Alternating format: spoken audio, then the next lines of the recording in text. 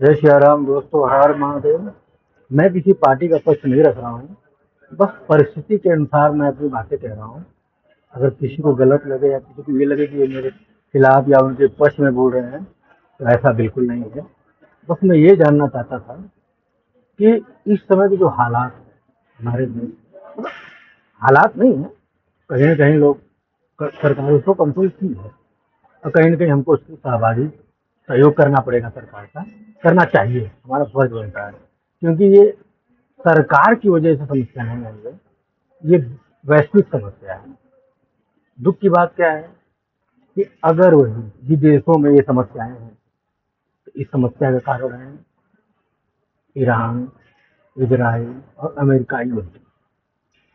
और दुख की बात यह है कि जैसे ये समस्या हमारे भारत में आती है, इसके कारण आरएसएस, नरेंद्र मोदी, अमित शाह और भाजपा हो जाता है। ये अचानक ये समस्याएं कैसे मतलब अलग हो जाती हैं, हमको समझ में नहीं आता।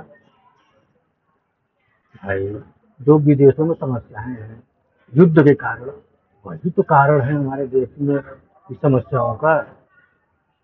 अब उस समस्याओं के विषय में सरकार को गाइडलाइन या अपनी जो अच्छे विचार रखने के बजाय आप ये मंच पे खड़े थे, नरेंद्र मोदी गद्दार है, अमित शाह गद्दार है, आरएसएस देश को बर्बाद कर देगा।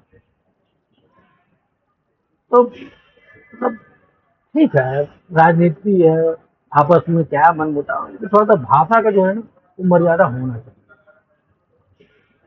लेकिन देखिए, अब हमारे देश को एलओपी है, उनको बोलने से ज्यादा ना जमीन पे आके परिस्थितियों को देखना चाहिए।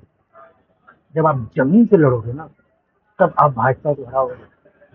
भाजपा को हराना है तो भाजपा बन के ही हरा सकते हैं, नहीं तो भाजपा को कभी कोई हरा नहीं सकता। क्योंकि भाजपा का हर एक कार्यकर्ता जमीन से काम करता है, विदेशों से नहीं। भाजपा को हराना है तो जमीन से काम करना है।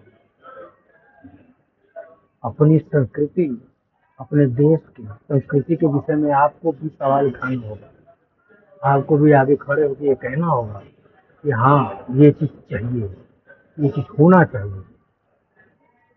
हमारी ये निवेदन है। इस समय हमारे देश में बहुत से ऐसे राजनेता हुए हैं जो कि ऐसे आह्वान किए जैसे मोदी जी किए हैं, वो भी किए हैं। जय सिया राम।